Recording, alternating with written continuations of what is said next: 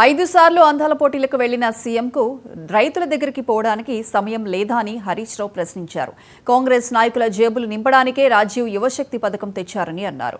కాంగ్రెస్ నాయకులు విందులు వినోదాల కోసం అందాల పోటీలు పెట్టినట్లు ఉందని వ్యాఖ్యానించారు. అందాల పోటీలకు వచ్చిన ఓ యువతిని రేవంత్ అనుచరులు ఇబ్బంది పెట్టారని, దీంతో మిస్ ఇంగ్లాండ్ తన దేశానికి తిరిగి వెళ్లారని చెప్పారు. దీంతో రాష్ట్రానికి చెడ్డ పేరు వచ్చిందని హరీష్ రావు మండిపడ్డారు. కాంగ్రెస్ నాయకులు ఇలా విందులు వినోదాల కోసం అందాల పోటీలు పెట్టినట్టు కనబడతా ఉంది.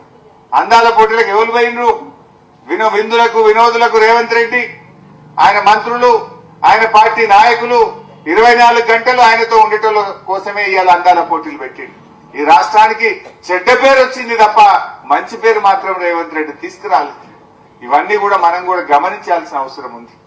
వీళ్ళంతా మోసమే, అంతా ఆగమాగం జగన్నాథం లెక్క అయిపోయింది కదా. ఇవాళ ఏది చూసినా కొనెళ్తలేదు, ఏ కార్యక్రమం కొనెళ్ళది, ఏ ముచ్చట కూడా ఇవాళ కొనెళ్ళినటువంటి పరిస్థితి లేదు. మా మూసి సుందరీకరణ అన్నాడు, మూసి మధ్యలో మునిగిపికింది, మళ్ళా సప్పులు లేదు.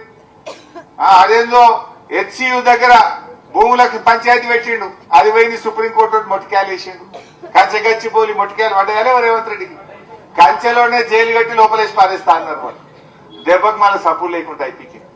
ఏదన్నా కొనెళ్ళిన కార్యక్రమం ఉన్నదా?